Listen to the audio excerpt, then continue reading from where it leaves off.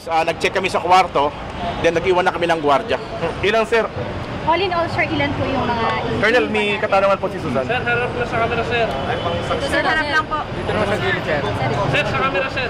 Record your testimony mga Hindi naman po, kaya lang nakikita naman natin na very obvious na yung kanyang physical condition na hindi siya muna pwedeng dalhin because of her condition sa detention center po ng Southern Police District. Kaya mag-iiwan po tayo ng gwardiya dyan, 24 hours, lahat ng papasok, lalabas na bisita, maglalagbo, i-check yung mga baggages ng mga bago papasok.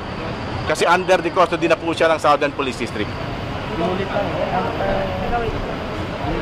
May ka pong touch yung mga pasyente. maharapin mo dito.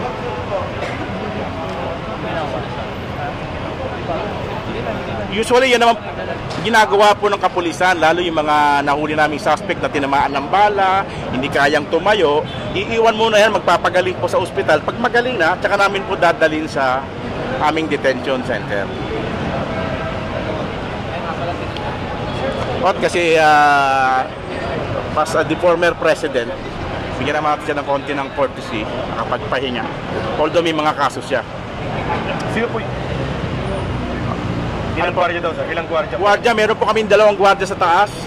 Then meron po kaming isang team po sa baba, led by 1 officer. Sir, sino po yung mga tao sa loob? Nasa kwarto ni GM? Nandun po yung kanyang the former first gentleman, nandun po, the Congressman Dado, the lawyers of the first gentleman, Atty. Flaminiano, the former Secretary of DILG, Secretary Puno, and others, and other family members. Sir, paano po yung booking, yung mugshot, fingerprint, paano po gagawin? On the instruction po namin police director because of her condition, and we have coordinated already with her spokesperson, si Miss Horn. We will conduct the booking tomorrow. Yung pati mugshot, sir? Opo, pero pwede na yung kanyang picture na lang ng front view and side view. Then the booking will come tomorrow. Bukas dito na rin po sa St. Then hopefully we could return the warrant of arrest on Monday. Sir, hindi na po ba kailangan na dalhin yung pasyente, si GMA sa court? Iharap mo? Ay, hindi na. Hindi naman. Diyan na muna siya magpagaling kasi hindi nga kaya. Oo. Susan, Okay. Sir, harap naman yung mga limitasyon, sir. Sir, may, Last question. may katanungan pa po si Yes. Chito. Sir, camera na lang. Discretion na po namin kasi makikita naman natin very obvious, naka-wheelchair nga siya nung dinala nung 15, the other day. Ngayon po nakahiga nga siya kasi kagigising lang yata, hindi nga rin siya makapagsalita. Kaya binasahan na namin siya ng rights ng kanyang service ng warrant of arrest. Then supposedly babasahin namin yung kanyang rights.